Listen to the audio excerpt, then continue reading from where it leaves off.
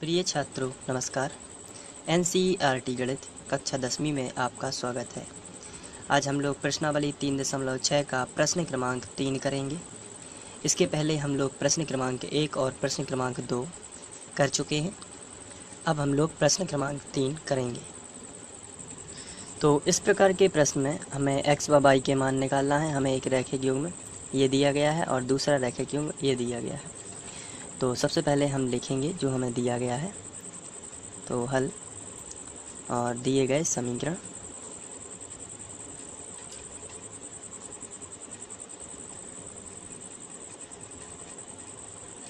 तो जो हमें समीकरण दिए गए हैं सबसे पहले हम वही लिखेंगे जैसे हम दिया गया है 4/x + 3y बराबर 14 और दूसरा समीकरण दिया गया है 3/x - 4y बराबर 23। लेकिन हम इनको अभी समीकरण 1 और समीकरण 2 नहीं बना सकते, क्योंकि हमें एक लाइन में हमारा समीकरण होना चाहिए, लेकिन यहाँ पर बटे में है। तो जो बटे में है उसको हम कुछ मान लेंगे। यहाँ पर हम मानेंगे, माना यहाँ पर जो एक ऊपर माना ही जाता है और नीचे लिखा है x, तो 1/x ये कहलाएगा। तो हम यहाँ पर 1/x को मान लेंगे u। यहाँ पर 1/x जो है उसको क्या मान लेंगे u। लेकिन यहाँ पर y जो है वो बटे में नहीं है, जबकि इसके पहले क्वेश्चन में जो y था वो बटे में था, यहाँ भी y जो है बटे में था। लेकिन अब जो हमें प्रश्न दिया गया है उसमें जो y है ये बटे में नहीं है, तो इसके लिए हम 1/y बराबर भी नहीं मानेंगे, जबकि 1/x दिया गया है, इसलिए हम 1/x बराबर u तो मान लेंगे, लेकिन 1/y बराबर भी नहीं मानेंगे, क्योंकि ये y जो है वो बटे में नहीं है। पहले क्वेश्चन जैसा या दूसरे क्वेश्चन जैसा y बटे में नहीं है, इसलिए इसमें हम केवल 1/x ही ले पाएंगे।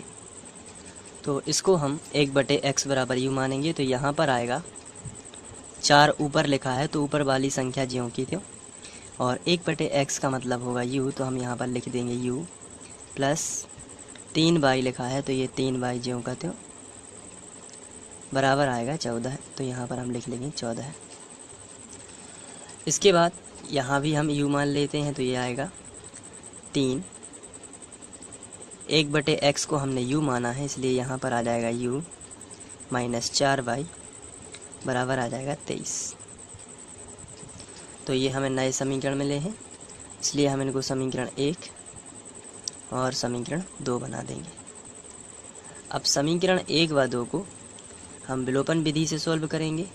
तो विलोपन विधि से सॉल्व करने का तरीका ये है कि आप यहाँ पर y के गुणांक समान करेंगे और वहाँ से आप मान निकाल सकते हैं। तो चलिए y के गुणांक समान कर लेते हैं। यहाँ y के साथ में लिखा है 4, यहाँ y के साथ में लिखा है 3।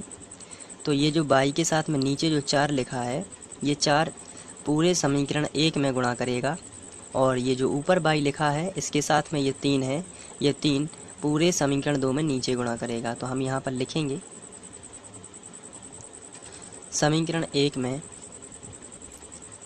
4 से गुणा तथा समीकरण 2 में 3 से गुणा करने पर।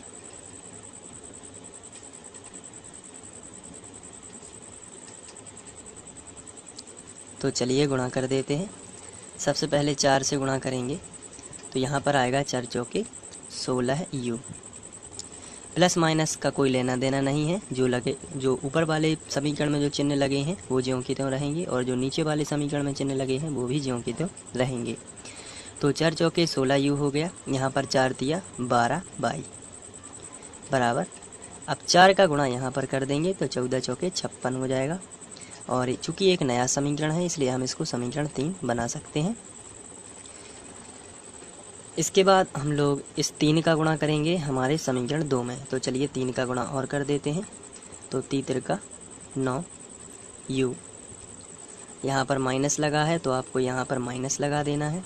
3 चौके 12 y बराबर यहाँ पर जब 3 का गुणा 23 में होगा तो 3 का 9 और 3 दूनी 6, 69 आ जाएगा। और ये एक नया समीकरण है तो इसको हम समीकरण 4 बना देते हैं। अब यहाँ पर विलोपन विधि में असमान चिन्ह होते हैं तो हम जोड़ देते हैं और समान चिन्ह होते हैं तो घटा देते हैं। तो यहाँ पर आप देख रहे हैं बाई के जो हैं वो असमान चिन्ह है, तो असमान चिन्हों में हम सीधा यहाँ पर लिख देते हैं जोड़ने पर। तो जोड़ने पर हम यहाँ पर लिख देंगे और यहाँ पर हम प्लस लगा देंगे और नीचे एक लाइन खींच लेंगे और यहाँ पर 16 और 9 दोनों जुड़ जाएंगे तो 16 और 9 25 हो जाएंगे, 25 और u यहाँ पर 12 बाई प्लस का और माइनस का कैंसिल हो जाएगा। तो और यहाँ पर ये दोनों जुड़ जाएंगे क्योंकि दोनों ही प्लस के हैं। 9 और 6 15, 15 की 5 हासिल आई 1 और 7 और 5 12, 125 आएगा। अब यहाँ से हम u का मान निकाल सकते हैं।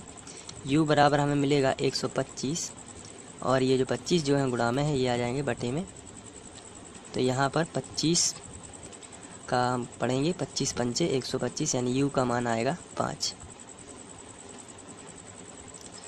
ये जो u का मान है इसे हम समीकरण 1 में रख देंगे तो हमें बाई का मान मिल जाएगा। यहाँ पर लिखते हैं u का मान समीकरण 1 में रखने पर, तो समीकरण 1 में रख देते हैं। समीकरण 1 है 4u + 3y = 14। तो मैं आपको दिखाने के लिए सबसे पहले यही लिख देता हूँ 4u + 3y = 14 और यहाँ पर हम u का मान रख देंगे। तो चलिए u का मान कितना है 5, तो यहाँ पर रख देते हैं। सबसे पहले 4 लिखा है तो 4, लेकिन u का मान है 5 तो यहाँ पर आप 5 लिख दोगे प्लस 3y = 14। यहाँ पर आप बराबर लगा है तो आप यहाँ पर इम्प्लाइड लगा सकते हैं। इसके बाद आगे बढ़ते हैं तो यहाँ पर 5 चौके 20 हो जाएगा प्लस 3y = 14 है। अब चूँकि हमें y का मान निकालना है इसलिए हम 20 का पक्षांतर भी कर सकते हैं इस तरफ। तो ये प्लस का 20 उस तरफ चला जाएगा तो माइनस का 20, तो 3y = 14 माइनस 20। तो यहाँ पर 3y बराबर, यहाँ पर हम घटाएंगे तो माइनस का हमें मिलेगा 6, क्योंकि बड़ी संख्या माइनस की है इसलिए माइनस का चिन्ह आ जाएगा। इसके बाद y बराबर हमें मिलेगा -6/3 और जब हम इसको क्रॉस करेंगे तो y की वैल्यू आएगी 3 दूनी 6 यानी कि -2। तो ये y का मान आ चुका है। अब चूँकि हमें x का मान भी निकालना है तो हमने माना था, हम यहाँ पर लिखेंगे, इसके आगे यहाँ कर देता हूँ, हम यहाँ पर लिखेंगे माना था कि 1/u = x, लेकिन यहाँ पर 1/u का मान हमने निकाला है 5, यहाँ पर हमने रखा भी है तो हम यहाँ पर लिखेंगे 5 = x, इसके बटे 1 कर लेंगे। तो 5 का गुणा x में होगा 3x तो 5x आएगा और 1 एकम 1, तो x बराबर हमें मिलेगा 1/5। तो x की वैल्यू हमें मिलेगी 1/5 जबकि y की वैल्यू मिलेगी -2। तो इस तरीके से आप इस प्रश्न को भी हल कर सकते हैं। चलिए बढ़ते हैं अगले वीडियो की तरफ। Thank you.